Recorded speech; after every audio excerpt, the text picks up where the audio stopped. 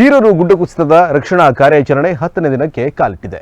ಇದೀಗ ಗಂಗಾವಳಿ ನದಿಯಲ್ಲಿ ಕಬ್ಬಿಣದ ಅಂಶ ಪತ್ತೆಯಾಗಿದ್ದು, ಅದೇನಾದರೂ ಅರ್ಜುನ್ ಇದ್ದ ಲಾರಿಯಾಗಿರಬಹುದು ಅನ್ನೋ ನಿಟ್ಟಿನಲ್ಲಿ ರಕ್ಷಣಾ ಕಾರ್ಯಾಚರಣೆ ತೀವ್ರಗೊಳಿಸಲಾಗಿದೆ.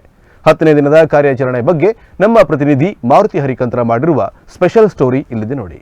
ಜುಲೈ 16ರಂದು ಅಂಕೋಲಾ ತಾಲೂಕಿನ ಶಿರೂರಿನಲ್ಲಿ ಸಂಭವಿಸಿದ್ದ ಗುಡ್ಡ ಕುಸಿತದಲ್ಲಿ ನಾಪತ್ತೆಯಾಗಿರುವ ಕೇರಳ ಮೂಲದ ಅರ್ಜುನ್ಗಾಗಿ ಶೋಧ ಕಾರ್ಯಾಚರಣೆ ನಡೆಯುತ್ತಿರುವಂತೆಯೇ ಪಕ್ಕದ ಗಂಗಾವಳಿ ನದಿಯಲ್ಲಿ ಕಬ್ಬಿಣದ ಅಂಶ ಪತ್ತೆಯಾಗಿದೆ. ಹೀಗಾಗಿ ಗಂಗಾವಳಿ ನದಿಯಲ್ಲಿ ರಕ್ಷಣಾ ಕಾರ್ಯಾಚರಣೆ ತೀವ್ರಗೊಂಡಿದೆ.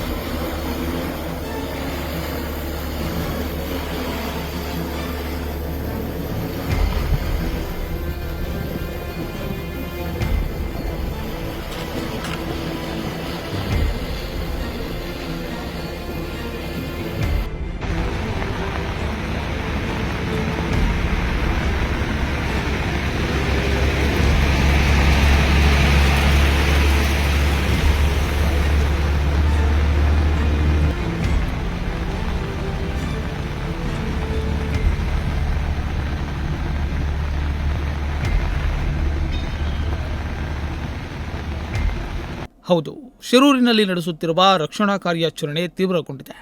ಮೆಟಲ್ ಡಿಟೆಕ್ಟರ್ ಕಬ್ಬಿಣದ ಅಂಶವನ್ನು ಪತ್ತೆ ಮಾಡಿದ್ದು ಮುಳುಗಿರುವುದು ಟ್ರಕ್ ಎಂದು ಅಂದಾಜಿಸಲಾಗಿದೆ. ಮೂಲಗಳ ಪ್ರಕಾರ ಇನ್ನೂ ಟ್ರಕ್ ಇರುವುದು ಖಚಿತವಾಗಿಲ್ಲ ಎನ್ನಲಾಗ್ತಿದೆ. ಹೀಗಾಗಿ ಗಂಗಾವಳಿ ನದಿಯಲ್ಲಿ ಟ್ರಕ್ ಹುಡುಕಾಟಕ್ಕಾಗಿ ಇನ್ನಿಲ್ಲದ ಕಾರ್ಯಾಚರಣೆ ಮಾಡಲಾಗ್ತಿದೆ.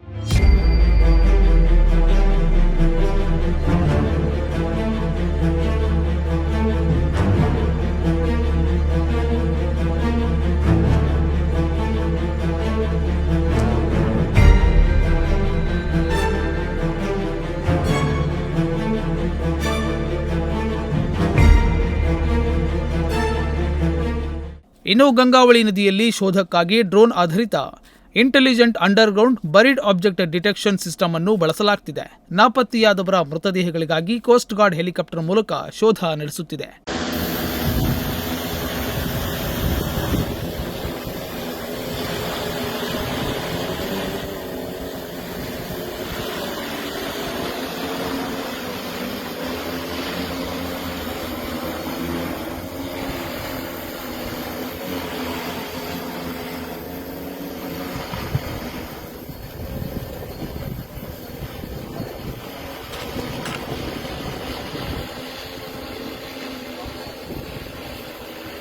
ಮತ್ತೊಂದೆಡೆ ನಾಪತ್ತೆಯಾಗಿರುವ ಅರ್ಜುನ್ ಹುಡುಕಾಟಕ್ಕೆ ಗಂಗಾವಳಿ ನದಿಯಲ್ಲಿ ಪ್ರವಾಹದ ತೀವ್ರ ಸವಾಲು ಎದುರಾಗಿದೆ.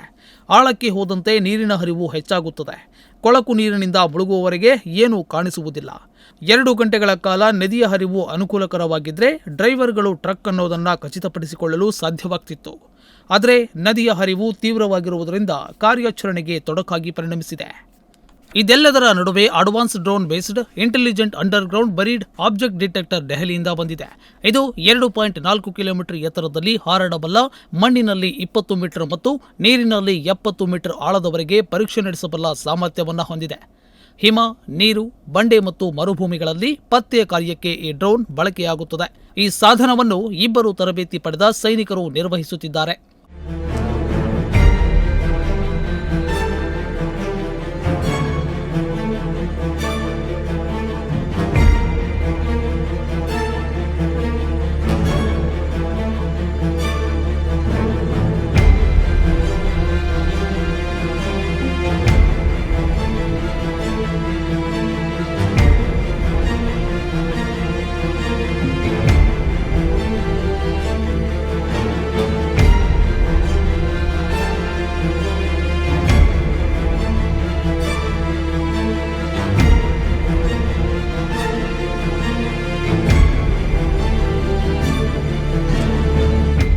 ಒಟ್ನಲ್ಲಿ ರಕ್ಷಣಾ ಕಾರ್ಯಾಚರಣೆಗೆ ಪ್ರಾಕೃತಿಕ ಸವಾಲು ತೊಡಕಾಗಿ ಪರಿಣಮಿಸಿದೆ.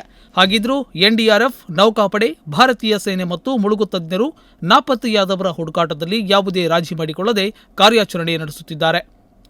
ಮಾರುತಿ ಹರಿಕಂತ್ರ, ನುಡಿಸಿರಿ ನ್ಯೂಸ್, ಅಂಕೋಲಾ.